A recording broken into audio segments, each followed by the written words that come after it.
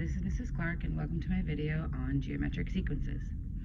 So first thing we have to do here is determine if the sequence is geometric. If it is, we're going to have to do these three things.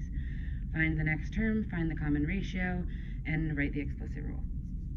So we're going to first look at our sequence, and we're going to try to see if there's a common number that it's being multiplied by to get the next term. So we have to check it through all of them to make sure it works. So first thing I see is that I have a 3 and then I'm going to 12, and I know that 3 times 4 gives me 12, so I'm going to check the other ones to see if times 4 is going to work. So 12 times 4 gives me 48, 48 times 4 gives me 192. So I can see that I have to do times 4 to get the next term. So that means that it is geometric.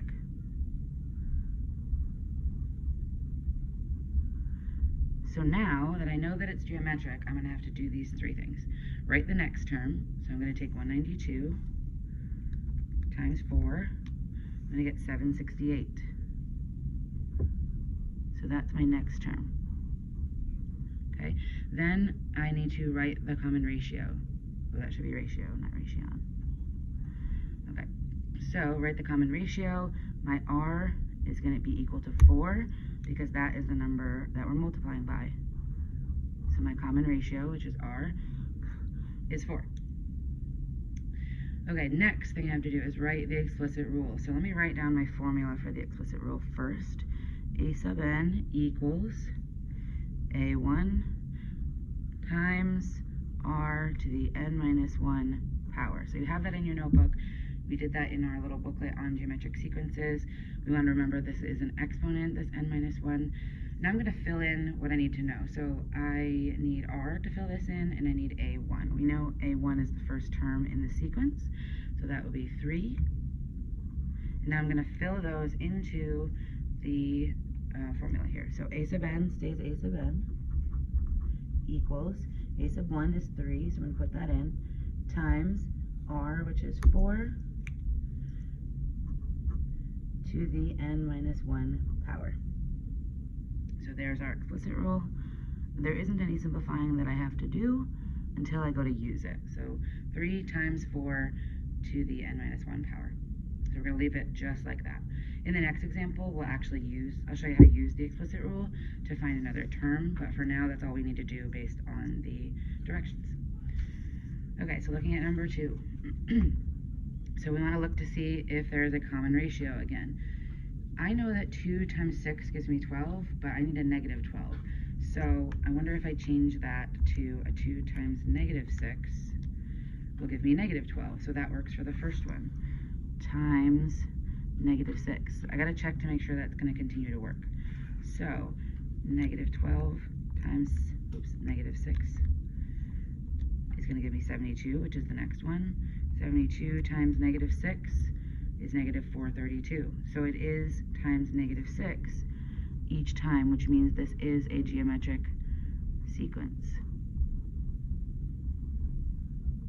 Okay, so because it's geometric, I have to find the next term. So I'm going to do negative 432 times negative 6, and I get 2,592. So that is my next term. I have to find my common ratio, which I already know is negative 6, because I found that out at the beginning when I figured out it was geometric.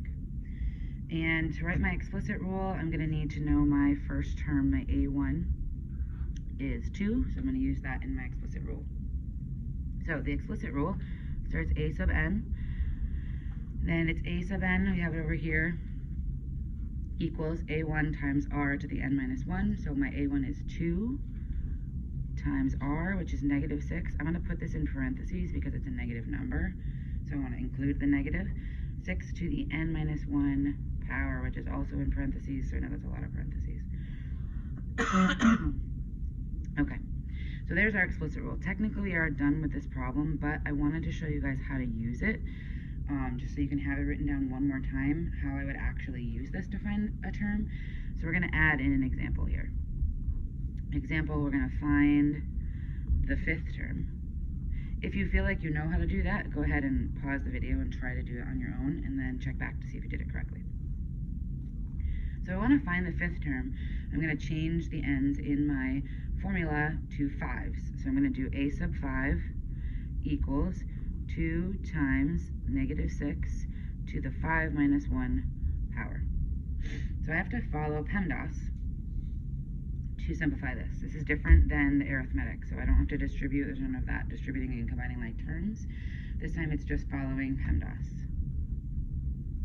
So first thing I need to do is my parentheses. So I'm going to do a sub 5 equals 2 times negative 6, and it's these parentheses that I'm going to combine. 5 minus 1 is 4, so I'm going to make this to the 4th power.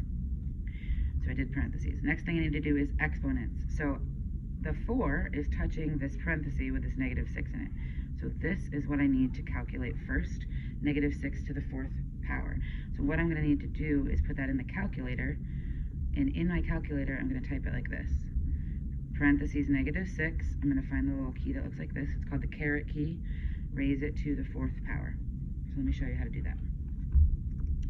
So in our calculator, we're going to do parenthesis negative 6, close my parenthesis, and then if I want the little caret button, it's up here, right above the division sign, so I'm going to press that.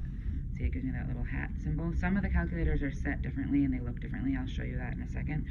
Then I'm going to type in a 4, and I'm going to hit enter. And so when I do negative 6 to the 4th power, I get 1296. So look what happens when I don't use parentheses. I get a different answer, and it has a negative sign on it. So I want to make sure I use the parentheses around the number before I use the exponent, otherwise I'll get the answer wrong. So my negative 6 to the 4th is 1296, so I'm going to use that here. I'm going to do a sub 5 equals 2 times 1296. So I've done my exponents, and now all I have left is multiplication. So I'm going to do 2 times 1296. I'm going to get a sub 5 equals 2592. So that means the 5th term in our sequence is 2592. So if I go up here, 1st term, 2nd term, 3rd term, 4th term, 5th term. So we did it up here using just the common ratio and got that number. Then I used my explicit rule and got the same number. So that tells me that my explicit rule is correct, actually, because I ended up with the same answer. So there's how you use your rule to help you find a term. So let's move on to that last problem real quick. All right, last one. We've got negative 4 going to 20. So I know 4 times 5 is 20, but I want negative 4 to go to 20. If I do times 5, it's negative 20, and I want positive 20. So I'm going to try negative 4 times negative 5. So that's going to give me a positive 20. So the first one is times negative 5. So I'm going to do the next one, 20 times negative 5. I'm going to get negative 100.